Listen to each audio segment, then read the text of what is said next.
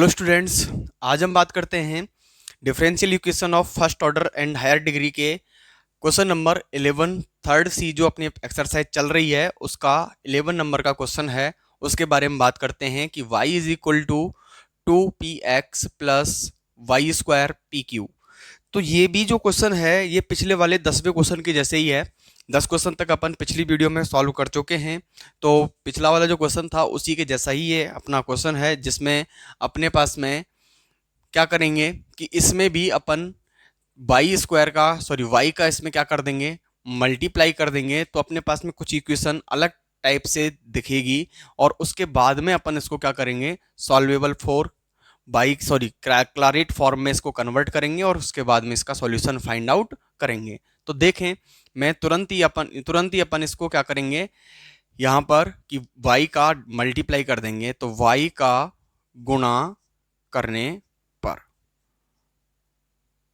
y का गुणा करने पर तो इसमें अपन y का गुणा कर देंगे तो मेरे पास में क्या कंडीशन बन जाएगी, y square is equal to 2xyp plus y cube p cube. ये फॉर्म मेरे पास में बनके आ जाती है। कई बार जो कंडीशंस होती हैं उनको अपन इस तरीके से सॉल्व करते हैं जिसमें क्या जो अपने पास में इक्वेशन है उसको क्लारेट फॉर्म बनाने के लिए कई बार अपन को किसी चीज़ का मल्टीप्लाई भी करना पड़ता है और कभी किसी चीज़ का डिवाइड भी करना पड़ जाता है। तो इस कंडीशन के अकॉर्डिंग अपन क्या करेंगे कि y square is equal to 2xyp plus y cube एक पी क्यू, ये फॉर्म बनी हुई है। इसमें अपन y square is equal to कोई भी अपन यू वी डब्ल्यू कुछ भी मान सकते हैं, जो भी मानना होता है अपन इसमें वाई स्क्वायर बराबर मान लेंगे। तो माना y square is equal to मैंने मान लिया y square is equal to मैंने मान लिया यहाँ पर u। ठीक है, तो ये जो फॉर्म बन जाएगी अपने पास में, जब कभी भी अपने पास में दो इक्वेशन माननी हो एक्स स्क्वायर और वाई स्क्वायर, तब तो अपन अलग अलग एक्स के रेस्पेक्ट में वाई के रेस्पेक्ट में डेरिवेटिव करते हैं। और यहाँ पर जब अपने पास में सिंगल टर्म माननी पड़ती है तो यहाँ पर अपन किसका डेरिवेटिव करेंगे, किसके रेस्पेक्ट में, एक्स के रेस्पेक्ट में ही डेरिवेटिव करेंगे। तो अपने पास में क्या बन जाएगा, 2y d y upon d x is equal to d u upon d x. ये फॉर्म बन जाती है अपने पास में। ठीक है, तो d y upon d x तो क्या हो गया अपने पास में 2y, ये तो हो गया p, और इसको मैंने मान लिया k। तो मैं लिख भी देता हूं यहां पर कि d u upon d x is equal to k, और ये मैंने क्या किया है, माना है, तो इसको भी मैंने इसी ब्रैकेट में लिख लिया है। ठीक है, तो ये जो फॉर्म है, या फिर इसको मैं नीचे लिख लेता हूं कि जहां d u upon d x is equal to क्या है, के, ये फॉर्म यहाँ पर अपन ने लिख ली है। तो इससे मैं p की वैल्यू निकाल लेता हूं। तो p की वैल्यू मेरे पास में क्या आ जाएगी, p की वैल्यू आ जाएगी अपने पास में k अपॉन 2y। ठीक है, तो k अपॉन 2y जो वैल्यू आई है इसको मैं कहाँ पे पुट करूंगा, इक्वेशन नंबर, इसको मैं क्या मान लेता हूँ, फर्स्ट। ठीक है, और यहाँ पर ये जो आया है इसको सेकंड मान लो या फिर कुछ भी मान लो, और नहीं मानो तो भी कोई दिक्कत नहीं है। ठीक है, तो यहाँ पर लिखेंगे अपन समीकरण एक में क्या करने पर, मान रखने पर। तो इस समीकरण में इसका क्या कर देंगे, मान रख देंगे।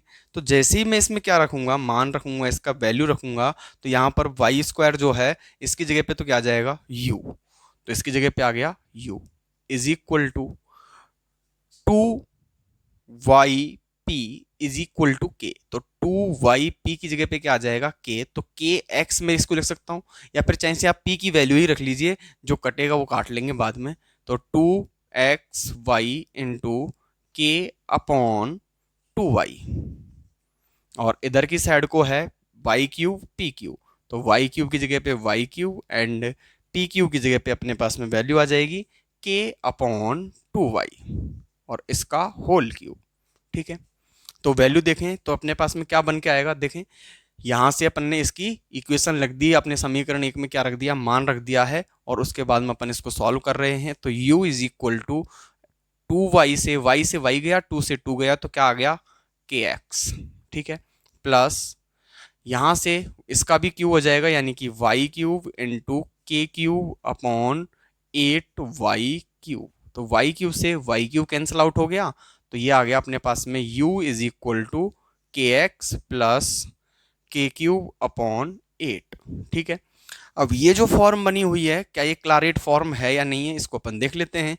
तो क्लारेट फॉर्म क्या होती है अपने पास में कि y is equal to p x plus f of p, ये अपने पास में क्लारेट फॉर्म होती है। तो देखें, यहाँ पर u है, यहाँ पर k डेरिवेटिव फॉर्म में है, और x अपने पास में है ही, और ये भी अपने पास में k का फंक्शन है। तो ये किस फॉर्म में है, क्लारेट फॉर्म में है। तो क्लारेट लिख देंगे, क्लारेट समीकरण। तो ये क्लारेट रूप समीकरण है। तो क्लारेट रूप समीकरण के अकॉर्डिंग इसका जो सॉल्यूशन होगा क्या होगा, k इज इक्वल टू सी रखने पर। तो इसका मान रखते ही अपने पास में इसका सॉल्यूशन आ जाएगा। तो क्या आ गया, u इज इक्वल टू के की जगह पे क्या आ जाएगा, सी x plus c cube upon 8। तो ये अपने पास में इसका सॉल्यूशन हो जाएगा। लेकिन u भी अपना माना हुआ है, तो u की वैल्यू लिखनी पड़ेगी। तो u की वैल्यू क्या है, वाई स्क्वायर। तो अपने पास में सॉल्यूशन आ जाएगा y square is equal to c x plus c cube upon 8, और ये इसका फाइनल क्या हो जाएगा, सॉल्यूशन हो जाएगा। That's it.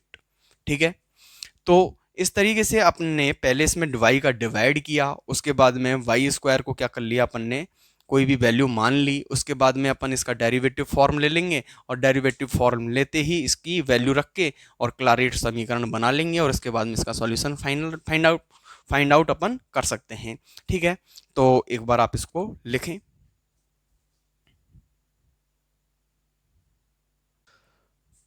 तो चलिए स्टूडेंट्स, अब अपन बात करते हैं क्वेश्चन नंबर 12 पर। क्वेश्चन नंबर 12 जो दिया हुआ है वो है y is equal to minus x p plus x four p square. तो ये जो क्वेश्चन है अपने पास में थोड़ा सा डिफरेंट है, यानी कि अपने पास में इसमें कुछ डिफरेंट तरीके से माना जाएगा, और उसके बाद में इसको क्लारेट फॉर्म बनाया जाएगा। तो क्लारेट फॉर्म अपने पास में कोई भी चीज़ किस तरीके से अपन को देखनी है, कि किस तरीके से अपन कौन सी चीज़ों को मानेंगे, ये अपन को बस एक प्रैक्टिस से ही पता लगेगा कि कौन सी चीज़ें अपन किस तरीके से मानते हैं। ठीक है, इसका कोई पर्टिकुलर मेथड नहीं है कि अपन बता दें कि भाई इस वाली ऐसी इक्वेशन आ जाए तो इसको ऐसे मान लिया जाए, इस वाली इक्वेशन को ऐसे मान लिया जाए। फिर भी थोड़ा सा आइडिया अपन को लग जाता है कि कौन सी फॉर्म किस तरीके से सॉल्व होगी, जब अपन थोड़ी थोड़ी प्रैक्टिस करते हैं तो। ठीक है, तो यहाँ पर अपन क्या मानेंगे इसमें, कि माना, जो कि अपन को इसमें इंडिकेशन में भी दिया हुआ है कि माना 1/x is equal to capital x के लिए कहा है, तो कैपिटल एक्स थोड़ा सा क्या रहेगा मेरे लिए ऑड रहेगा, तो मैं इसको u मान लेता हूँ। ठीक है, तो मैंने यहाँ पे इसको u मान लिया है, क्योंकि दोनों में डिफरेंट डिफाइन करना थोड़ा सा कभी कभी क्या हो जाता है, डिफरेंट टाइप का हो जाता है, इसलिए मैं u मान लेता हूँ इसको। तो 1/x का, लेकिन इसमें ध्यान रहे कि डेरिवेटिव जो है वो y के रेस्पेक्ट में ही करना है। तो y के सापेक्ष अवकलन, y के सापेक्ष अवकलन। ठीक है, तो y के सापेक्ष अपन इसमें अवकलन कर देंगे। तो ये आ गया अपने पास में -1/x dx upon dy is equal to du upon dy। ठीक है, तो ये सॉरी -1/x² आएगा, -1/x²। ठीक है, तो ये जो फॉर्म बन के आ गई यहां से इस तरीके से बन के आ जाएगी। तो अब अपन क्या करें, इसकी वैल्यूज लिख लेते हैं। तो -1/x², तो dy अपॉन dx की वैल्यू क्या होती है, p। तो dx अपॉन dy की क्या हो जाएगी, 1/p, और ये हो गया du अपॉन dy। ठीक है, सॉरी 1/x² है, ये वापस से गलती होगी थोड़ी सी। तो इसको जब मैं इसको सॉल्व करके लिखूं तो ये अपने पास में क्या आ रहा है, 1/px²। तो -1/px² is equal to du upon dy। अगर मैं इसको अपोजिट कर दूं तो मेरे पास में क्या बन के आ जाएगा, माइनस का px² is equal to dy upon du। और इस वैल्यू को मैं क्या कोई भी अदर वैल्यू के रूप में, जैसे कि अपन dy अपॉन एक्स dx को क्या मानते थे, p मानते थे, p लिखते थे, तो ऐसे ही मैं इसको k लिख लेता हूं। तो px² इज इक्वल टू मैंने लिख लिया k, जहां k is equal to dy upon du ये अपने पास में इसकी वैल्यू मान ली गई है। अब अपन p की वैल्यू निकाल लेते हैं, तो p की वैल्यू मेरे पास में क्या आ जाएगी कि p is equal to minus k upon x square. तो minus k upon x square, ये वैल्यू मेरे पास में आ चुकी है। अब इस समीकरण, इसको इक्वेशन नंबर फर्स्ट डाल लीजिए। तो समीकरण एक में क्या करने पर, मान रखने पर, तो इसके अंदर अपन क्या कर देंगे, वैल्यूज पुट करेंगे। तो मैं इसमें वैल्यू पुट करता हूं, तो यहां पर आ गया y is equal to minus x into p की जगह पे minus k upon x square, ये वाली वैल्यू आ गई अपने पास में। ठीक है, तो ये प्लस में अपने पास में क्या आ जाएगा, वैल्यू जो है एक्स फोर पी स्क्वायर है, तो एक्स फोर की जगह पे एक्स फोर लिख देंगे और पी स्क्वायर की जगह पे वैल्यू लिखेंगे के अपॉन एक्स स्क्वायर, और इसका भी होल स्क्वायर हो जाएगा। तो वैल्यू क्या बनेगी, y इज इक्वल टू, यहाँ से माइनस कैंसिल आउट, एक वाली x से एक वाली x कैंसिल आउट हो जाएगा। तो मेरे पास में क्या बना, one upon x into k plus x four into k square upon x four. Then x four से एक्स फोर कैंसिल आउट हो जाएगा, एंड वन अपॉन एक्स की जो वैल्यू मैंने क्या मानी थी, u, अब यहां पर मैं u लिख देता हूं। तो y is equal to u k, y is equal to u k plus k square. अब ये क्या, कौन सा रूप बन गया, क्लारेट रूप। तो क्लारेट रूप समीकरण, तो क्लारेट रूप समीकरण बन चुका है। तो इसका जो सॉल्यूशन होगा वो क्या होगा कि k इज इक्वल टू सी। तो k इज इक्वल टू सी रखने पर, क्योंकि क्लारेट रूप बन चुका है, अपन को क्लारेट रूप ही बनाना था, तो k की वैल्यू अपन ने c रख ली। तो y is equal to u c plus c square, u c plus c square, और u की जो वैल्यू है क्या है, वन अपॉन एक्स। तो y इज इक्वल टू अपने पास में क्या आ गया, c upon x plus c square, और यही अपने पास में इसका फाइनली सॉल्यूशन हो जाएगा, दैट्स इट। ठीक है, तो मेन चीज जो है, अपन को यहाँ पर मानने वाली चीजें सही समझ में आनी चाहिए कि अपन कौन सी चीजों को किस तरीके से मानेंगे, और ये चीजें अपन को कैसे आएगी, प्रैक्टिस से। कई बार अपने को यहाँ पर देखो पी स्क्वायर जो दिया हुआ है, अपन को पी की जो वैल्यू थी वो इस तरीके से रिप्रेजेंट करनी थी कि ये एक्स स्क्वायर कैंसिल आउट हो जाए और पी की जगह पे कोई भी जो वैल्यू आ रही है वो केवल सिंगल टर्म में बन जाए। तो ऐसा तभी हो सकता है जब अपने पास में किसी भी इस वाली वैल्यू को वन अपॉन एक्स की फॉर्म में लेके चलें, जिससे कि अपने पास में जो वैल्यू है वो किस फॉर्म में आए, वन अपॉन एक्स स्क्वायर बन जाए। तो ये जो वैल्यूज हैं इसके अकॉर्डिंग वर्क करेंगी। तो एक बार आप इसको लिखें। तो नेक्स्ट जो क्वेश्चन है वो है अपने पास में क्वेश्चन नंबर 13, जो कि दिया हुआ है x y p square minus x square plus y square minus one into p plus x y. जब भी अपने पास में इस फॉर्म में कोई क्वेश्चन दिया हुआ होता है, तो अपन इसमें एक्स स्क्वायर बराबर कुछ भी मान लेते हैं एंड वाई स्क्वायर बराबर अदर फॉर्म में कुछ मानते हैं, और उनसे अपन एक्स वाले को एक्स के रेस्पेक्ट में, वाई वाले को वाई के रेस्पेक्ट में डेरिवेटिव करते हैं, और उसके बाद में अपन d y upon d x की वैल्यू निकालते हैं। तो ये तरीका होता है ऐसे वाले क्वेश्चनों को सॉल्व करने का। तो यही चीज़ अपन इसमें भी अप्लाई करते हैं।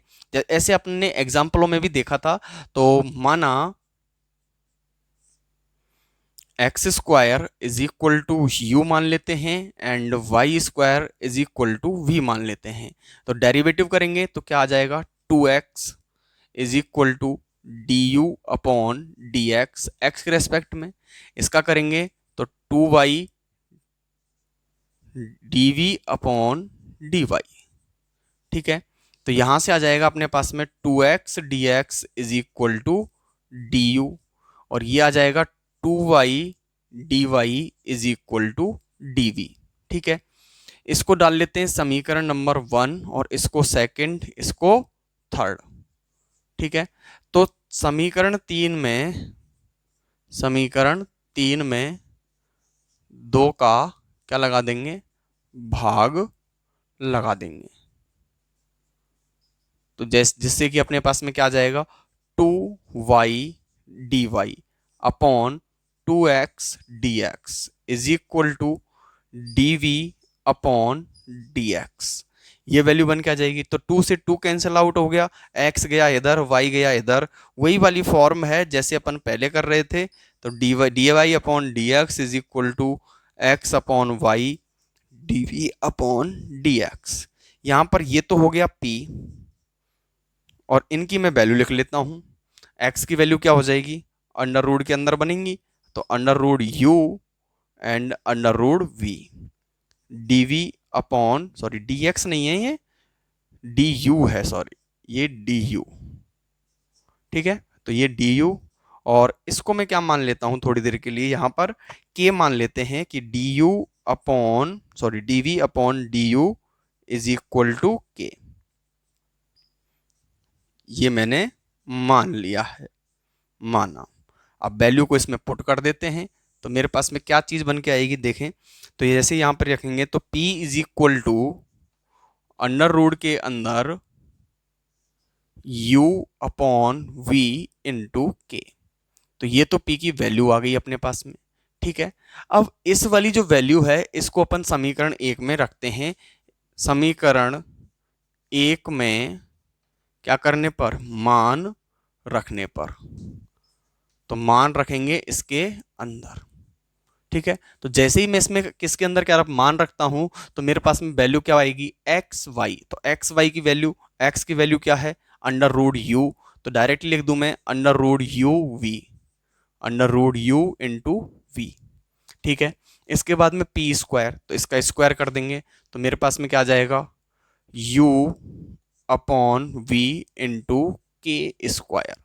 ये आ गई पी स्क्वायर की वैल्यू। इसके बाद में एक्स स्क्वायर बराबर क्या है, यू, तो माइनस की जगह पे माइनस, और ये आ गया यू, और इसके बाद में अपन इसकी वैल्यू लिखेंगे तो ये आ जाएगा वी माइनस वन, ठीक है।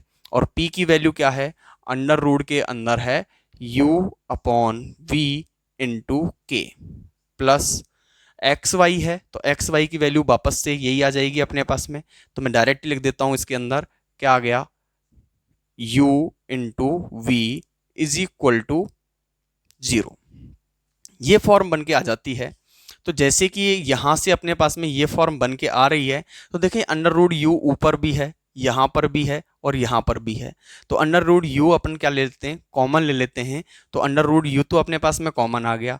अब जैसे ही मैं इसमें से v की जो फॉर्म है इसको अगर मैं लेना चाहूं, तो v को मैं यहां से अपने पास में, जैसे पिछले एग्जाम्पल में भी अपन ने ऐसा ही किया था कि under root u upon under root v, ये अपन को कॉमन ले लेना है। ये जैसे ही मैं कॉमन लूंगा तो यहां पे तो बन जाएगा v into u upon v into k square minus u plus v minus one, और ये वैल्यू बन गई अपने पास में। यहां से ये तो कॉमन आ गया, तो क्या आ गया, into k, plus u common आ ही चुका है, v इसका अपने पास में अंडर रूट वी था, तो ये एक बार और अपने पास में 1/v कॉमन आया है, 1/√v, तो ये क्या बन जाएगा, v बन जाएगा कंप्लीट, यानी कि इससे रूट हट जाएगा, तो इज इक्वल टू आ गया 0, ठीक है। तो यहां से ये जो फॉर्म है, ये जो अपने पास में फॉर्म है, ये कहां चला जाएगा, 0 के अंदर। तो v से v कैंसिल आउट आ गया, तो क्या आया अपने पास में, u के स्क्वायर, अंदर मल्टीप्लाई करेंगे तो माइनस का u के, अंदर मल्टीप्लाई करेंगे तो माइनस का v के, माइनस का प्लस हो जाएगा k, plus v is equal to 0, ठीक है।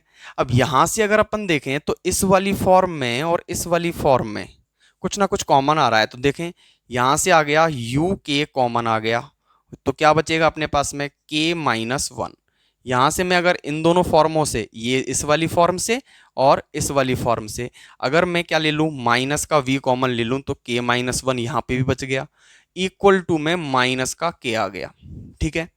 अब यहां से माइनस के एक फॉर्म बन गई अपने पास में u के माइनस वी, और एक फॉर्म बन गई अपने पास में k minus one is equal to minus का k।